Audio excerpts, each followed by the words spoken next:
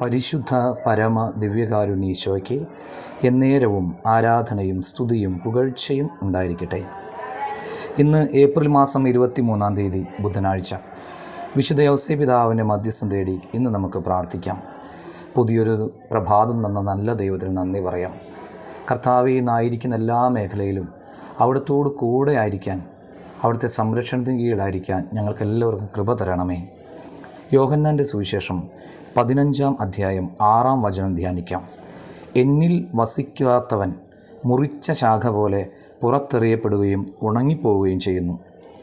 തായ്തണ്ടിനോട് ചേർന്ന് നിൽക്കുമ്പോൾ വളരെ ലളിതമായി കടന്നു പോകേണ്ടതാണ് നമ്മുടെ ജീവിതം. അല്പം വെട്ടിയൊരുക്കലുകൾ ഉണ്ടാകുന്നത് കൂടുതൽ കായ്ക്കാനാണെന്ന് വചനഭാഗം ഓർമ്മപ്പെടുത്തുന്നു. തായ്തണ്ടിനോട് ചേർന്ന് നിന്നാലും നിന്നില്ലെങ്കിലും വെട്ടപ്പെടും. ചേർന്ന് നിൽക്കാത്തവരെ വെട്ടുന്നത് പിശാചാണ്, വിറകാക്കി മാറ്റി കത്തിക്കാൻ. ചേർന്ന് നിൽക്കുന്നവരെ വെട്ടുന്നത് കർത്താവാണ്, കൂടുതൽ ഫലം പുറപ്പെടുവിക്കാൻ. നമുക്ക് പ്രാർത്ഥിക്കാം. കർത്താവേ, അങ്ങാകുന്ന തായ്തണ്ടിനോട് ചേർന്ന് നിൽക്കാൻ, ഓരോ വെട്ടിലൂടെയും കൂടുതൽ വളർന്ന് കരുത്താർജിക്കാൻ ഞങ്ങളെ അനുഗ്രഹിക്കണമേ.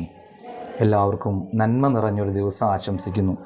നമ്മുടെ കർത്താവ് ഈശോ മിശിഹായുടെ കൃപയും പിതാവായ ദൈവത്തിൻ്റെ സ്നേഹവും പരിശുദ്ധാത്മാവിൻ്റെ സഹവാസവും ഉണ്ടാകട്ടെ, ഇപ്പോഴും എപ്പോഴും എന്നേക്കും.